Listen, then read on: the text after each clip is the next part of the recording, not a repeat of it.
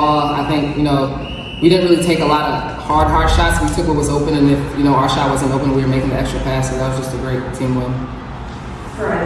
The phone call came at 7:30 a.m. on a snowy January morning in Iowa City. The kind of cold, hushed dawn where the snow muffles everything but the beating of one's own heart. And when the director of the University of Iowa Stead Family Children's Hospital picked up, she had no inkling that the voice on the other end of the line was about to deliver news that would alter lives across the state, touching families, children, and entire communities in ways that statistics could never measure.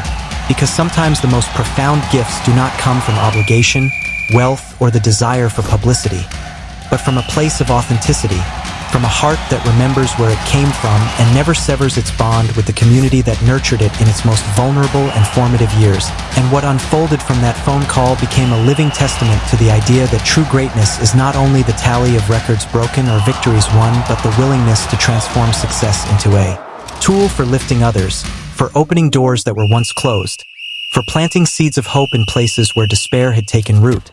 And at the center of the story was Caitlin Clark, whose jersey retirement at Iowa became not a ceremonial endpoint of her college career, but the spark for an $88,000 surprise donation divided into 4 equal parts, each $22,000 gift not chosen at random but tied to places and people who had shaped her perspective when she needed grounding most. During a dark season in her junior year, after a crushing loss in the Final Four against South Carolina, when the world thought she was still the unshakable face of women's basketball, yet inside she felt the crushing weight of expectation, the erosion of certainty, and the suffocating doubt that threatened to end her career prematurely.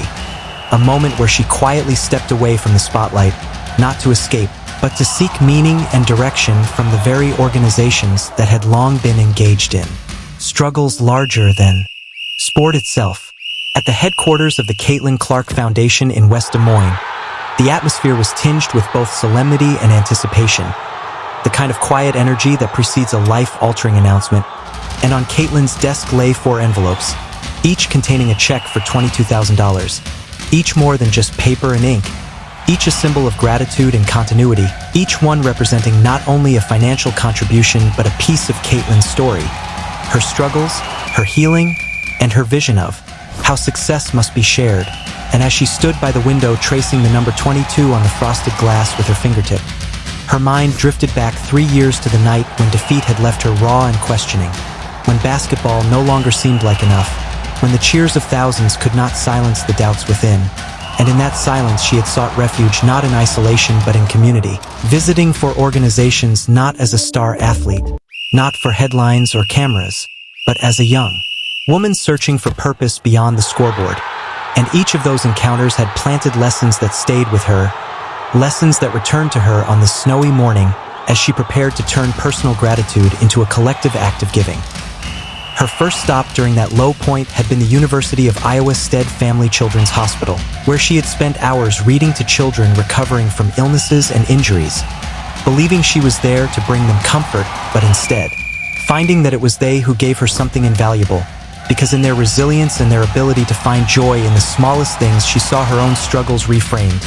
And one moment in particular stood out, when an 8-year-old girl named Emma, her small hands clutching a worn stuffed animal, looked up at Caitlin and said softly, "My mom says you're famous for playing basketball, but I think you're famous for having a kind heart."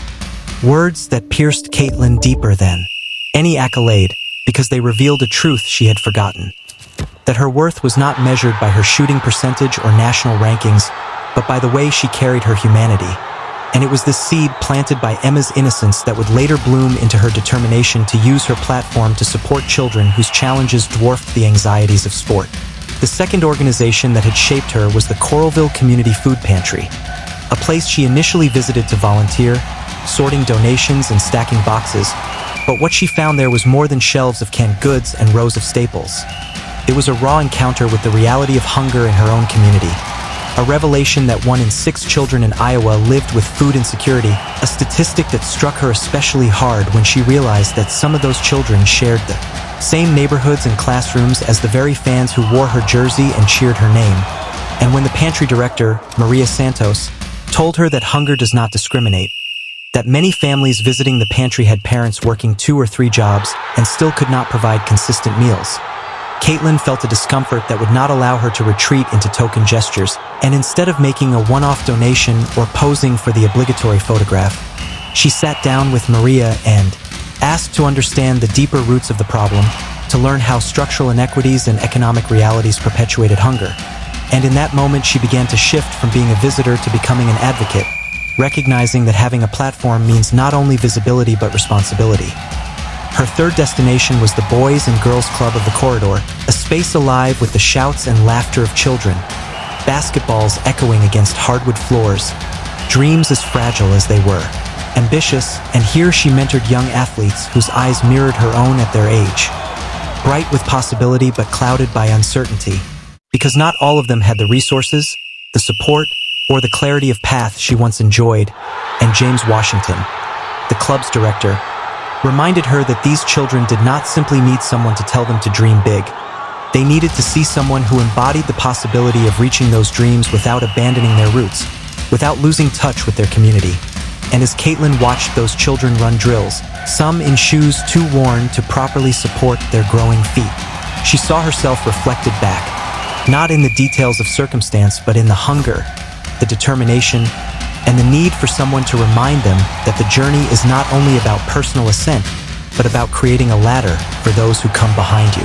The fourth and perhaps most transformative encounter was with the Special Olympics of East Central Iowa, where Caitlin discovered a dimension of sport that often goes unnoticed in the glare of professional ambition, the pure, unfiltered joy of participation, the essence of play unburdened by contracts, rankings, or headlines, and in the faces of athletes competing with pride and determination, regardless of the world's definitions of limitation. She found her understanding of greatness permanently altered, and one athlete, Sarah Mitchell, who had just won a gold medal in basketball skills, approached her with a candid smile and asked, "I've been watching you play on TV. You're really good, but do you have fun like we do?" A question that struck her with almost unbearable clarity, because it forced her to confront how much of her own joy had been replaced by pressure, how the childlike delight that had once driven her love of basketball had been buried beneath expectations, and from that moment, she began to reimagine her career not as a grind of responsibility, but as an opportunity to rediscover joy while sharing it with others. What bound these four organizations together was not simply the fact that they had each touched Caitlin during her time of vulnerability, but that they represented four dimensions of what it means to live with purpose. Caring for children who face unimaginable medical battles, fighting for families living under the weight of hunger, mentoring youth who dream of a future brighter than their present, and celebrating athletes whose courage redefines the word ability. And Caitlin understood that each of these strands wove together into a vision larger than basketball, a vision of community, resilience, and shared humanity. And when she decided to give each organization $22,000 during the moment of her jersey retirement, she was not simply writing checks. She was honoring promises. Promises whispered to herself in moments of darkness. Promises rooted in gratitude for the strength she had borrowed when she felt she had none left. Promises to ensure that success would never isolate her from the struggles of others, but instead connect her more deeply. On that snowy January morning, as those four envelopes prepared to leave her desk, the meaning of Caitlin Clark's story came into sharper focus. Greatness is not conferred by headlines or championships, but revealed in the quiet choices to give, to lift, to stand alongside those who fight daily battles far greater than the outcome of a game. And what began as a personal act of gratitude had become a ripple spreading outward, reminding everyone watching that the true measure of a life well lived is not the accolades we... What you see is what you get. There's no, hidden agendas. She's a, true person, true leader. She always... symbol for an entire sport had quietly stolen away some of the joy that once defined her relationship with basketball. Yet standing on the sidelines and watching Sarah and her Special Olympics teammates compete with unrestrained enthusiasm reminded her of the simple truth she had almost forgotten, that the game had always been about love, freedom, and joy before it became about statistics and headlines. And what nobody knew was that those experiences across the four organizations during her darkest season had culminated in a private, almost sacred conversation at her family dinner table, where, over plates of home-cooked food, Caitlin looked at her parents and said, "Mom, Dad, I want to make a promise. When my jersey is retired at Iowa, I don't want it to be just about me. I want it to honor the places that helped me remember who I am and why I play. I want them to know that my success belongs to them as well. And that promise, fragile but firm, became a compass for her career and a hidden intention carried quietly within her until February 2nd, 2025, when the jersey retirement finally arrived, a date she had circled in her heart not only as a personal milestone but as the moment to fulfill her vow. Carver Hawkeye Arena was electric that night, every seat filled with fans who had watched her grow from a highly touted recruit into one of the most celebrated players in the history of college basketball. And the ceremony itself was everything one could hope for. Beautifully choreographed, emotional, awash with tributes and memories. But what made it truly extraordinary had little to do with the pomp and ceremony and everything to do with what Caitlin had done that morning before the lights and cameras turned her way. Because in the stillness of that snowy Sunday, she had made 4 phone calls, one after the other, each call carrying news that would ripple far beyond the rafters of the arena.